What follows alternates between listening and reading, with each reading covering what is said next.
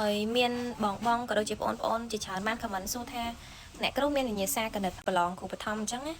ហើយខ្ញុំអត់មានទេដោយសារតែនៅពេលប្រឡងគេបំរាមគេហាមអត់ឲ្យថតវិញ្ញាសាជាដាច់ខាតអញ្ចឹងហើយខ្ញុំអត់ដឹងថាចែករំលែកវិញ្ញាសាទៅកាន់អ្នកទាំងអស់គ្នាមិនទេដោយសារតែប្រឡងដូចជាមួយឆ្នាំជាងហើយខ្ញុំក៏យ៉ាងភ្លេចលំហាត់ដែរប៉ុន្តែខ្ញុំនៅចាំទម្រង់ខ្លះៗតាក់ទងទៅនឹងវិញ្ញាសាគណិតពួកវិញ្ញាសាគណិតវិញ្ញាសាប្រឡងគ្រូវាដូចទៅនឹងវិញ្ញាសាបាត់លុបយើងប្រឡងទី12ដែរបើសិនជាយើងទៅចប់ទី12អញ្ចឹងវិញ្ញាសាប៉ុណ្ណឹងយើងអាចទៅរួចបានច្រើនទេដោយសារតែវាថ្មីក្តៅអញ្ចឹងយើងអត់ភ្លេចទេនឹងជាយើងតបញ្ញាបត្រដែរប៉ុន្តែយើងមិនមែនរៀនឯកទេសគណិតយើងទៅរៀនជំនាញផ្សេងឯកទេសផ្សេងអានឹងយើងមានន័យថាយើងយ៉ាងភ្លេចហើយទោះបីជាយើងចេះយ៉ាងណាក៏ដោយក៏យើងមានអារម្មណ៍ថាយើងនៅភ្លេចភ្លាំងដែរអញ្ចឹងទៅដើម្បីរំលឹកវាដើម្បី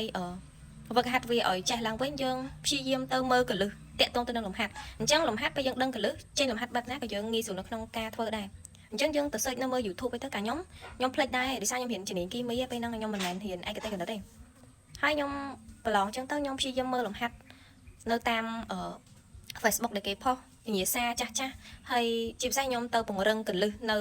តាម YouTube ជាពិសេសខ្ញុំចូលចិត្តមើលលោកគ្រូនាងបូដោយសារតែគាត់មានកលឹះនៅក្នុងការបញ្យល់យើងឲ្យងាយយល់ចេញលំហាត់បែបណាយើងមានអារម្មណ៍ថាយើង reflect គិតលំហាត់នឹងចេញលឿនហ្មង